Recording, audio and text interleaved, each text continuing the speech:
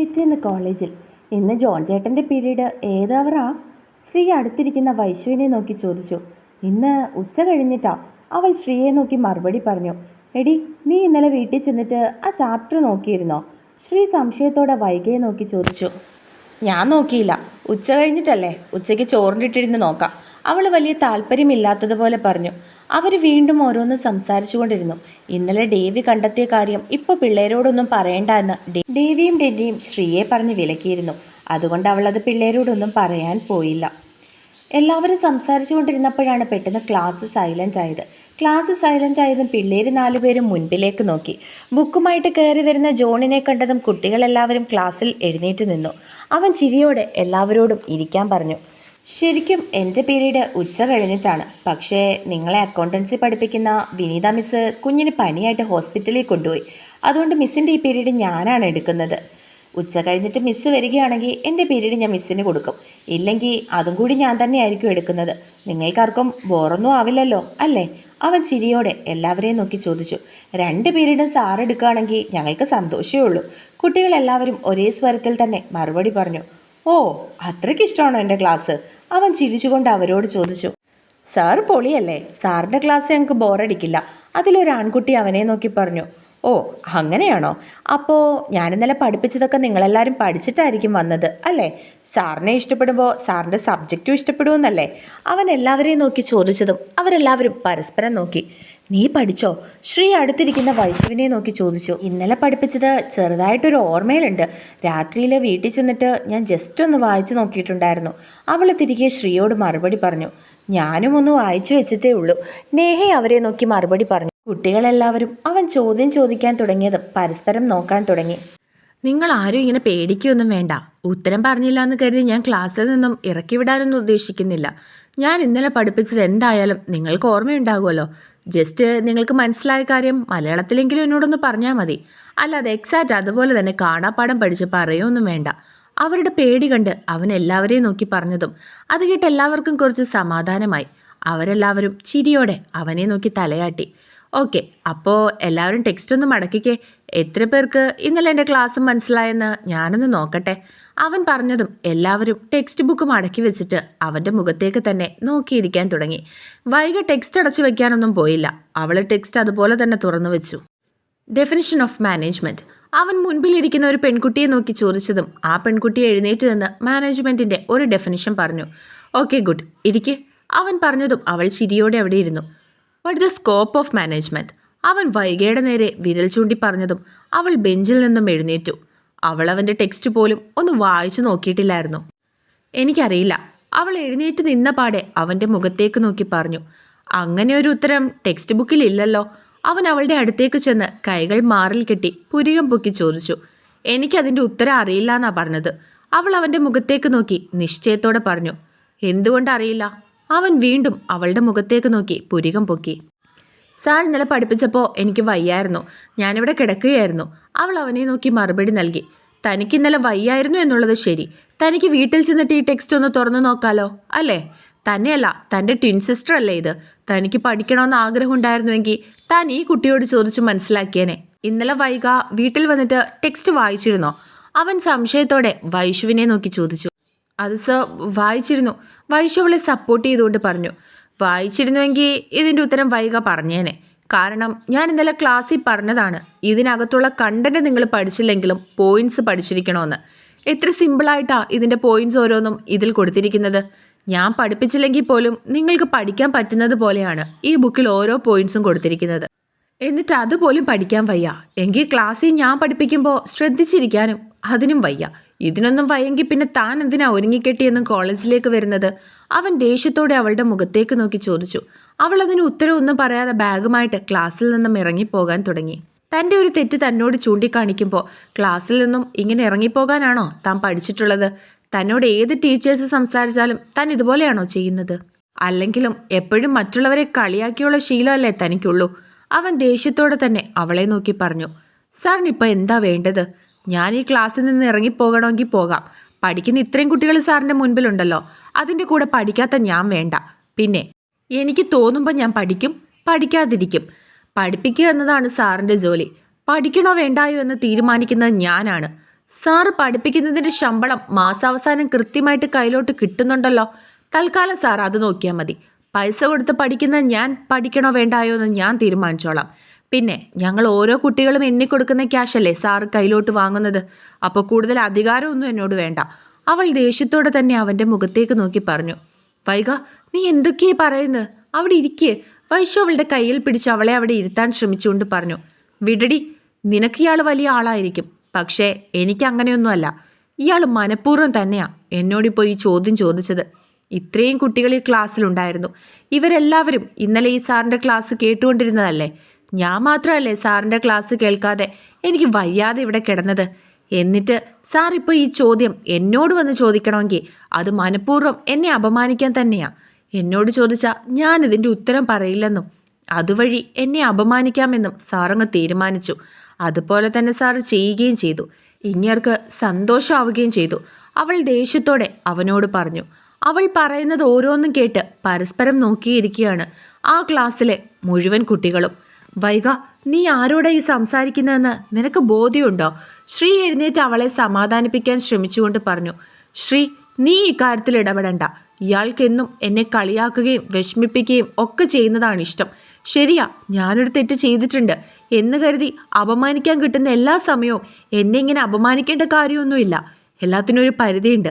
ഞാൻ നിങ്ങളുടെ അടുത്ത് എന്തിനെങ്കിലും വന്നോ? ഇല്ലല്ലോ. നിങ്ങളെന്നെ വേണ്ടെന്ന് വെച്ച ആ ടൈം മുതൽ ഒന്നിനും ഞാൻ നിങ്ങളുടെ അടുത്ത് വന്നിട്ടില്ല.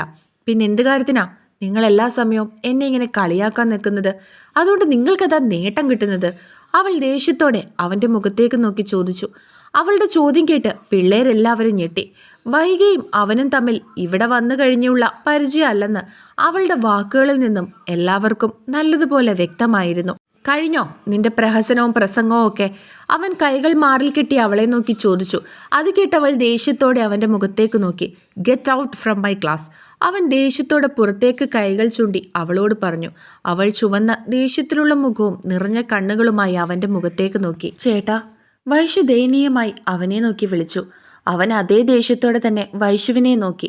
അവൻ്റെ ദേഷ്യം കണ്ട് അവൾ പിന്നെ ഒന്നും മിണ്ടാൻ പോയില്ല. ശ്രീയും നേഹയും ഒക്കെ പരസ്പരം നോക്കുകയായിരുന്നു. വൈഗ അവനെ ദേഷ്യത്തോടെ ഒന്ന് നോക്കിയിട്ട് അവളുടെ ബാഗും എടുത്ത് പുറത്തേക്ക് നടന്നു. അവൻ മുൻപിലേക്ക് ചെന്നിട്ട് അവൻ്റെ കയ്യിലിരുന്ന ടെക്സ്റ്റ് ടേബിളിന് പുറത്തേക്ക് ശക്തിയോടെ വെച്ചു. പിന്നെ കസേരയിലേക്ക് ചെന്നിരുന്നിട്ട് കൈകൾ രണ്ടും തലയിലേക്ക് ഊന്നി കുറച്ചു നിമിഷം ഇരുന്നു. കുട്ടികളെല്ലാവരും എന്തു ചെയ്യണമെന്നറിയാതെ പരസ്പരം നോക്കി. അവർക്ക് ആർക്കും ഒന്നും മനസ്സിലാകുന്നുണ്ടായിരുന്നില്ല. ഐ ആം സോറി, ഞാൻ ഉച്ച കഴിഞ്ഞിട്ടുള്ള പീരീഡ് വരാം. അതും പറഞ്ഞ് അവൻ ക്ലാസ്സിൽ നിന്നും ഇറങ്ങിപ്പോയി. ഈ വൈഗ എന്താ ഇപ്പോൾ ഇങ്ങനെ കാണിക്കുകയും പറയുകയൊക്കെ ചെയ്തത്? അവൾക്ക് കുറച്ച് നിമിഷം കൊണ്ട് ഭ്രാന്തായോ? ശ്രീ ദേഷ്യത്തോടെ പിള്ളേരോട് ചോദിച്ചു. എനിക്ക് അവളുടെ സംസാരം കേട്ടിട്ട് ദേഷ്യം വന്നു. അപ്പോൾ പിന്നെ ജോൺ ചേട്ടൻ്റെ കാര്യം പറയണോ? ചേട്ടൻ അവളെ തല്ലാത്തത് തന്നെ വലിയ ഭാഗ്യമാണ്. വൈശു പറഞ്ഞതും പിള്ളേർ രണ്ടുപേരും അത് ശരിയാണെന്നുള്ള അർത്ഥത്തിൽ തലയാട്ടി. വൈഗ ആരോടും പറയാതെ കോളേജിൽ നിന്ന് പോയി.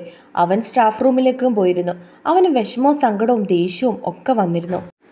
എന്നും അവളെ പ്രണയിച്ചിട്ടേ ഉള്ളൂ. അവളോട് വാശി കാണിക്കുന്നതും ദേഷ്യം പിടിപ്പിക്കുന്നതുമൊക്കെ എന്നും താൻ ആസ്വദിക്കുകയേ ചെയ്തിട്ടുള്ളൂ. പക്ഷേ ഇന്ന് എല്ലാവരുടെയും മുൻപിൽ താൻ നാണം കെട്ടു. പ്രത്യേകിച്ച് താൻ പഠിപ്പിക്കുന്ന കുട്ടികളുടെ മുൻപിൽ. അവൾ പഠിക്കാൻ വേണ്ടിയിട്ടാണ് അവൾക്കതിന് ഉത്തരം അറിയില്ല എന്ന് അറിഞ്ഞിട്ട് തന്നെ അവളോട് ചോദ്യം ചോദിച്ചത്. കുട്ടികളുടെ മുൻപിൽ കുറച്ച് നാണം കെടുമ്പോൾ പഠിക്കാനുള്ള വാശിയുണ്ടാകുമെന്ന് കരുതി തന്നോടുള്ള വാശിയും ദേഷ്യവും ഒരിക്കലും പഠിത്തത്തിൽ കാണിക്കരുതെന്ന് വിചാരിച്ചതുകൊണ്ടാണ് അങ്ങനെയൊക്കെ ചെയ്തത്. പക്ഷേ അവൾ ഇന്ന് ഓവർ റിയാക്ട് ചെയ്തു. കുട്ടികളുടെ അത്രയും പേരുടെ മുൻപിൽ താനെന്ന അധ്യാപകനെ അവൾ നാണം കെടുത്തി.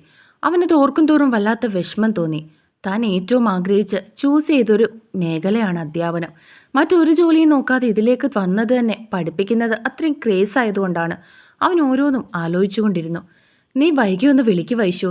ശ്രീ അവളെ നോക്കി പറഞ്ഞതും അവൾ തലയാട്ടി. വൈശു ഫോണെടുത്ത് വൈകിയെ വിളിച്ചു. എന്നാൽ അവൾ എടുക്കുന്നില്ലായിരുന്നു. എടുക്കുന്നില്ലല്ലോ ശ്രീ, ചിലപ്പോൾ ദേഷ്യത്തിലായിരിക്കും. ദേഷ്യം മാറുമ്പോൾ എടുക്കും. വൈശു അവളെ നോക്കി മറുപടി പറഞ്ഞു. ജോൺ ചേട്ടന് നല്ലതുപോലെ ദേഷ്യവും വിഷമവും ആയെന്ന് തോന്നുന്നു. അല്ലെങ്കിൽ ഇത്രയും ദേഷ്യപ്പെടില്ല. നേഹ അവരെ നോക്കിക്കൊണ്ട് പറഞ്ഞു. ജോൺ സാറുമായിട്ട് എന്താ വൈകിക്ക് പ്രശ്നം? അവരുടെ ക്ലാസ്സിലെ ഒരു കുട്ടി അവരോട് ചോദിച്ചു. കുട്ടികളെല്ലാവരും അവരെ നോക്കാൻ തുടങ്ങി. പ്രശ്നം നിങ്ങളെല്ലാവരും കണ്ടതല്ലേ, പിന്നെന്താ? ശ്രീ തിരികെ ആ കുട്ടിയോട് ചോദിച്ചു. അവരിവിടെ വെച്ചുള്ള പ്രശ്നമാണെന്ന് തോന്നുന്നില്ല. നേരത്തെ കാര്യമൊക്കെ പറയുന്നത് കേട്ടല്ലോ. നിങ്ങൾക്ക് ജോൺ സാറിന് ഇതിനു മുൻപേ അറിയാമായിരുന്നോ? ആ പെൺകുട്ടി വീണ്ടും സംശയത്തോടെ അവരോട് ചോദിച്ചു. ഏയ് ഞങ്ങളും ഇവിടെ വന്നിട്ടാ ജോൺ സാറിനെ കണ്ടത്. അവർ തമ്മിലുള്ള പ്രശ്നം എന്താണെന്ന് ഞങ്ങൾക്കറിയില്ല. വൈഷു ആണ് മറുപടി പറഞ്ഞത്. ചോദിച്ചാലും അവരിനി ഒന്നും പറയില്ല എന്ന് എല്ലാവർക്കും മനസ്സിലായി. ജോണും അവളുമായിട്ട് ഇവിടെ വെച്ചുള്ള പ്രശ്നം മാത്രമല്ല എന്ന് എല്ലാവർക്കും അറിയാമായിരുന്നു. സമയം കടന്നുപോയി. ജോൺ ഉച്ച കഴിഞ്ഞുള്ള പീരീഡിലും അവരുടെ ക്ലാസ്സിലേക്ക് വന്നില്ല. അതുകൊണ്ട് അവർക്കത് ഫ്രീ പീരീഡ് ആയിരുന്നു. ജോൺ ചേട്ടന് നല്ലതുപോലെ വിഷമമായിട്ടുണ്ട്. അതുകൊണ്ടാണ് ക്ലാസ് എടുക്കാൻ പോലും വരാഞ്ഞത്. നമുക്ക് സ്റ്റാഫ് റൂമിൽ ചെന്ന് ചേട്ടനെ ഒന്ന് കണ്ട് സംസാരിച്ചാലോ ശ്രീ? വൈഷു അവളെ നോക്കി പറഞ്ഞതും അവൾക്കും അത് ശരിയാണെന്ന് തോന്നി. അവർ 3 പേരും കൂടി ജോണിനെ കാണാൻ സ്റ്റാഫ് റൂമിലേക്ക് ചെന്നു. എന്നാൽ ജോൺ അവിടെ ഇല്ലായിരുന്നു. പകരം 2-3 ടീച്ചേഴ്സ് മാത്രമേ സ്റ്റാഫ് റൂമിൽ ഉണ്ടായിരുന്നുള്ളൂ. എന്താ ശ്രീഭദ്ര? അവരെ കണ്ടതും അതിലൊരു ടീച്ചർ സംശയത്തോടെ ശ്രീയോട് ചോദിച്ചു. അത് മിസ്സേ, ഈ പീരീഡ് ജോൺ സാറായിരുന്നു. സാർ ഇതുവരെ ക്ലാസ്സിലേക്ക് വന്നില്ല. ശ്രീ അവരെ നോക്കി മറുപടി പറഞ്ഞു. സാറ് ഹാഫ് ഡേ ലീവ് എടുത്ത് വീട്ടിലേക്ക് പോയി. എന്തോ തലവേദനയാണെന്നാണ് പറഞ്ഞത്. അവർ പറഞ്ഞതും പിള്ളേര് തലയാട്ടി. പിന്നെ മിസ്സിനോട് പറഞ്ഞിട്ട് അവർ ക്ലാസ്സിലേക്ക് മടങ്ങി. നീ പിന്നെ വൈകിയെ വിളിച്ചായിരുന്നോ വൈഷു? ഇല്ല, അവൾ വീട്ടിൽ ചെന്ന് കാണും. വൈഷു അവളെ നോക്കി മറുപടി പറഞ്ഞു. വീട്ടിലോട്ട് ചെല്ലട്ടെ, അവൾക്ക് ഞാൻ 2 കൊടുക്കുന്നുണ്ട്. ഇത്തിരി അഹങ്കാരമൊന്നും പാടില്ല. എന്താ സംസാരിക്കേണ്ടതെന്ന് അവൾക്കറിയില്ല. എടുത്തുചാട്ടം അങ്ങ് അറ്റമാണ് അവൾക്ക്. ശ്രീ ദേഷ്യത്തോടെ പറഞ്ഞതും അത് കേട്ട് നിന്ന നേഹ ചിരിച്ചു. ശ്രീ സംശയത്തോടെ അവളുടെ മുഖത്തേക്ക് നോക്കി. ആരായി പറയുന്നത്? നിനക്കൊട്ടും എടുത്തുചാട്ടം ഇല്ലല്ലോ അല്ലേ ശ്രീ? നേഹ ചിരിച്ചുകൊണ്ട് അവളോട് ചോദിച്ചതും ശ്രീ ചമ്മിയതുപോലെയായി. വൈകിട്ട് കോളേജ് വിട്ട് പിള്ളേർ വീട്ടിലേക്ക് വന്നു. നേഹയും ശ്രീയും വീട്ടിലേക്ക് പോകുന്നതിന് മുൻപേ വൈകയെ കണ്ട് 2 വർത്തമാനം പറയാൻ തീരുമാനിച്ച് അവരുടെ വീട്ടിലേക്കാണ് ആദ്യം ചെന്നത്. വൈക എവിടെ ആൻറ്റി? ശ്രീ സംശയത്തോടെ അവരുടെ അമ്മയോട് ചോദിച്ചു. അത് കേട്ടതും അവർ നെറ്റിച്ചുളിച്ചു. വൈക എവിടെ അമ്മേ? റൂമിലുണ്ടോ? വൈഷുവും സംശയത്തോടെ ചോദിച്ചു. നിങ്ങളെല്ലാവരും കൂടിയല്ലേ രാവിലെ കോളേജിലേക്ക് പോയത്? എന്നിട്ട് വൈക എവിടെയെന്ന് എന്നോടാണോ ചോദിക്കുന്നത്? അവരുടെ അമ്മ സംശയത്തോടെ തിരികെ പിള്ളേരോട് ചോദിച്ചതും പിള്ളേർ 3 പേരും ഞെട്ടി. എന്താ അവൾ ഇങ്ങോട്ട് വന്നില്ലേ ആൻറ്റി? ശ്രീ സംശയത്തോടെ അവരോട് ചോദിച്ചു. ഇല്ല മോളെ, നിങ്ങളുടെ കൂടെയല്ലേ അവൾ കോളേജിലേക്ക് വന്നത്. അവൾ തിരികെ ഇങ്ങോട്ട് വന്നില്ലല്ലോ. അവൾ നിങ്ങളുടെ ഒപ്പമല്ലേ തിരികെ ഇറങ്ങിയത്? അവരുടെ നെഞ്ചിൽ ആവലാതി നിറഞ്ഞു. അതമ്മേ, അവൾക്ക് കോളേജിൽ വെച്ചിട്ട് തലവേദനിക്കുന്നു എന്ന് പറഞ്ഞിരുന്നു. അങ്ങനെ കോളേജിൽ നിന്ന് ഇറങ്ങി രാവിലെ ഇറങ്ങിയതാ. വീട്ടിലെത്തിയെന്നറിയാൻ ഞാൻ 1-2 തവണ അവളെ വിളിച്ചിരുന്നു. എന്നാൽ ഫോൺ എടുത്തില്ല. ഞാൻ കരുതി തലവേദന ആയതുകൊണ്ട് കിടക്കുകയായിരിക്കുമെന്ന്. വൈഷു അവരെ നോക്കി മറുപടി പറഞ്ഞു. അവളെ വിളിച്ച് കിട്ടിയില്ലെങ്കിൽ നിനക്ക് എന്നെ ഒന്ന് വിളിച്ചുകൂടായിരുന്നോ? അവൾ ഇവിടേക്ക് വന്നോന്ന് എന്നെ വിളിച്ചല്ലേ നീ ചോദിക്കേണ്ടത്? അവർ വൈഷുവിനോട് ദേഷ്യത്തോടെ ചോദിച്ചു. അപ്പോഴാണ് അവളും അതിനെപ്പറ്റി ഓർക്കുന്നത്. ഞാനപ്പോൾ അതൊന്നും ഓർത്തില്ല അമ്മേ. അവളിവിടേക്ക് വന്നില്ല എന്ന് ഉറപ്പാണോ? വൈഷു വീണ്ടും സംശയത്തോടെ അവരോട് ചോദിച്ചു. ഞാൻ എന്തിനാ വൈഷു ഈ കാര്യത്തിൽ കള്ളം പറയുന്നത്? അവൾ ഇവിടേക്ക് വന്നിട്ടില്ല. അവരുടെ അമ്മ പറഞ്ഞതും പിള്ളേര് ഞെട്ടി. പിന്നെ അവൾ എവിടെ പോയതാ? നീ ഒന്നുകൂടി ഒന്ന് വിളിച്ചു നോക്കിക്കേ. ശ്രീ വൈഷുവിനെ നോക്കി പറഞ്ഞതും അവൾ ഫോൺ എടുത്ത് ഒന്നുകൂടി അവളുടെ ഫോണിലേക്ക് വിളിച്ചു. എന്നാൽ അപ്പോഴേക്കും അവളുടെ ഫോൺ സ്വിച്ച് ഓഫ് ആയിരുന്നു. സ്വിച്ച് ഓഫ് എന്ന് പറയുന്നു. വൈഷു എല്ലാവരെയും നോക്കി പറഞ്ഞതും അവരെല്ലാവരും ഞെട്ടി. എൻ്റെ മോൾ എവിടെ പോയി? തലവേദനയാണെന്ന് പറഞ്ഞ് കോളേജിൽ നിന്ന് ഇറങ്ങി അവൾ ഇവിടേക്ക് വരാതെ പിന്നെ എങ്ങോട്ട് പോകാനാ? അവരുടെ അമ്മയ്ക്ക് ആവലാതി തോന്നിത്തുടങ്ങി. തലവേദനയായിട്ട് അവൾ ഇവിടേക്ക് വരാതെ ഇരിക്കില്ലല്ലോ. കോളേജിൽ മറ്റെന്തെങ്കിലും പ്രശ്നം ഉണ്ടായോ മോളെ? അവർ സംശയത്തോടെ അവരെ എല്ലാവരെയും നോക്കി ചോദിച്ചു. അത് കേട്ടതും ശ്രീയും നേഹയും വൈഷു പരസ്പരം നോക്കി. അതാൻറ്റി, പിന്നെ ശ്രീ പറഞ്ഞുകൊണ്ട് കോളേജിൽ നടന്ന പ്രശ്നങ്ങൾ മുഴുവൻ അവരോട് പറഞ്ഞു. അവൻ ക്ലാസ്സിൽ നിന്ന് ഇറക്കി വിട്ടതിൻ്റെ ദേഷ്യത്തിന് അവൾ എങ്ങോട്ടെങ്കിലും പോയതായിരിക്കുമോ?